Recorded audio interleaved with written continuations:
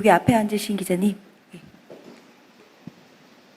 네, 의장님 안녕하세요. 취임 축하드립니다. 연합뉴스 안정훈 기자입니다. 그 개헌 관련해서 또 추가 질문 드리고 싶은데요. 사실 이제 야권에서 개헌을 반대하는 궁극적인 이유가 이제 개헌의 최종적 목표가 현직 대통령의 임기 연장을 목표로 하는 게 아니냐라는 게 반대의 명분이 되고 있는데요.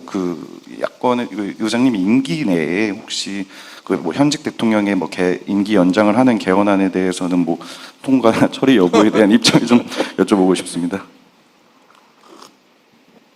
아이고, 그 문제는 지금 그에 대한 이렇다 저렇다 얘기하는 게 시기상조 아닌가요? 그러니까 이게 권력구조 개편 관계에서 이 현직 대통령의 연임 개헌 문제 이런 등등은 그건 결국 주권자인 국민 여론과 국민의 선택의 문제라고 저는 생각을 해요. 그리고 또 여러 정치적 당사자들이 그거에 대해서 어떻게 합의하느냐 달린 문제겠죠. 그래서 이제 나중에 그 문제도 이제 그 개헌 논의에서 권력구조 문제 관계에서 논의가 나오게 되면은 이제 또 이슈가 될 수 있을 텐데, 아무튼 그거는 이제 개헌 장이나 또 개헌 특위 통해서 나중에 다 의견들이 수렴되지 않겠어요? 네. 네, 그 정도로 말씀드리겠습니다. 네. 또 다음 질문 받아보겠습니다. 네, 기자님 저 뒤에 앉으신. 예. 네, 안녕하십니까. 한겨레 신문의 정혜민 기자입니다.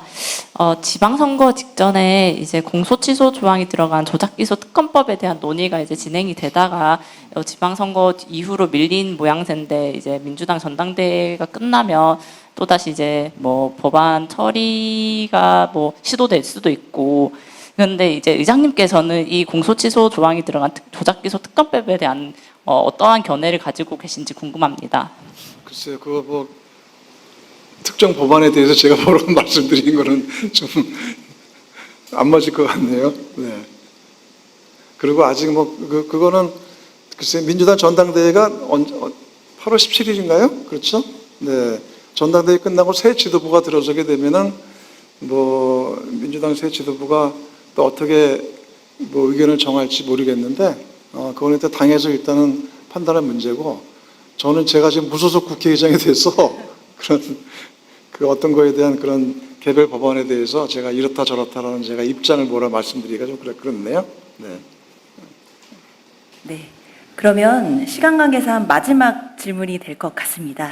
오늘의 마지막 질문의 주인공은 어떤 기자님이 되실지 손을 들어 표해 주시기 바랍니다. 저기 번쩍 손을 드셨습니다. 예. 네, 의장님 안녕하세요. 한국일보 김태현입니다. 아까 모두 말씀에서 본회의에 부의된 법안은 해당 회기 내 처리를 원칙으로 하겠다고 말씀을 주셨는데요.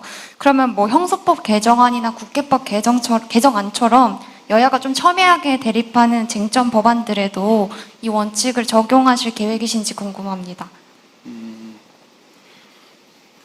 국회 운영에 있어서 국회 운영의 효율성과 예측 가능성, 그리고 특히 민생 경제 입법 같은 경우에 시급성을 감안을 하면은 회기가 열렸을 때 그 회기 내에서 정상적으로 상임위와 그다음에 법사위를 거쳐서 본회의에 이렇게 부의된 법안은 그 회기 내에서 본회의에서 전 처리되는 게 원칙적으로 가장 맞다고 봅니다. 그래서 제가 말씀드린 건 그러한 일반 원칙을 중심으로 해서 앞으로 그런 민생 법안 처리 주관도 두고, 매월 마지막 주, 현재 국회법상 보면은 목요일 날은 본회의를 열도록 되어 있기 때문에 적어도 매월 마지막 주 본회의에는 그 회기 내에서 쭉 논의되어 왔고 법사위까지 처리된 법안은 그 회기 내에 처리하는 것을 원칙으로 삼아 이제 한다. 이게 이제 그것을 좀 존중할 필요가 있다고 생각을 해요. 물론 또 그 중에서는 굉장히 치열한 논쟁과 더 수위가 필요한 부분들은 또 미룰 수도 있는 거죠. 예, 그렇게 보시면 되지 않을까요? 네. 네. 안녕하세요. 동아일보 김자영 기자입니다. 저희가 이번에 원구성은 잘 마무리가 됐는데 결국에는 법사위원장 자리를 두고 여야 합의가 늦어졌던 측면이 있었던 것 같습니다. 매번 이렇게 반복되는 게 좀 비효율적이라는 얘기도 있었던 것 같고, 앞으로 이제 법안 심사 과정에서 사실상 상원처럼 역할을 하는 게 문제가 되지 않겠느냐 이런 지적들도 있는 것 같은데, 혹시 관련해서 뭐 체계자구 심사권 문제나 이런 부분들에 대한 의견들도 나오고 있는 것 같은데, 법사위 운영에 대한 의장님 뭐 그 구상이나 운영 뭐 개선 방식 생각하시는 게 있는지 여쭙고 싶습니다. 항상 매번 국회가 구성될 때마다 원구성할 때마다 가장 핫한 이슈가 법사위원장 문제였어요. 그리고 법사위에 대한 또 여러 가지의 의견들도 있어 왔는데, 뭐 상임위원장 배분 문제나 이거는 현행 국회법상 그 여야 협상의 영역이기 때문에 이거를 국회의장이 뭐 이렇게 좋겠다 바로 뭐 가름말 타고 결정을 할 건 아니죠. 하지만 특히 법사위 운영과 관계에서는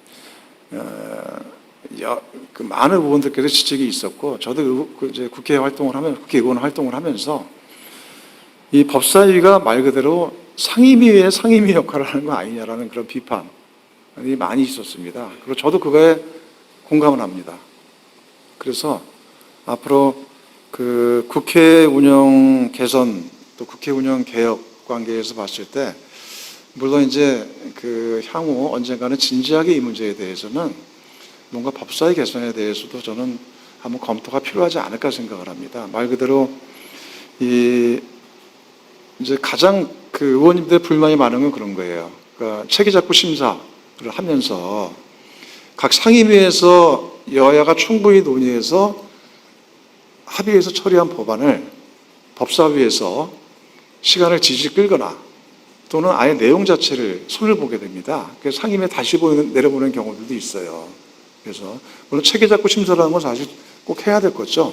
다른 법률과 충돌하는 게 없는지, 아니면 조문 자체가 이것이 제대로 법적으로 갖춰져 있는지를 다루는 건데, 내용 자체를 만약에 때로는 뭐 그 내용이 만약에 기존의 다른 법과 충돌하면 모르겠는데, 내용 자체를 법사위에서 그 약간 손을 보게 됐을 때 그것이 과도하게 진행되더라면 저는 그거는 기존 상임위에서 했던 노력들과 충돌하는 것이기 때문에, 그러한 이제 체계자구 심사 문제에 대해서 뭔가 좀 법사위의 합리적 개선이 필요하지 않냐라는 얘기들이 있고, 그리고 그 전에도 이 법사위 제도 개선과 관계해서 뭐 국회개혁 자문위에서 얘기들이 있습니다. 결과 보고서에.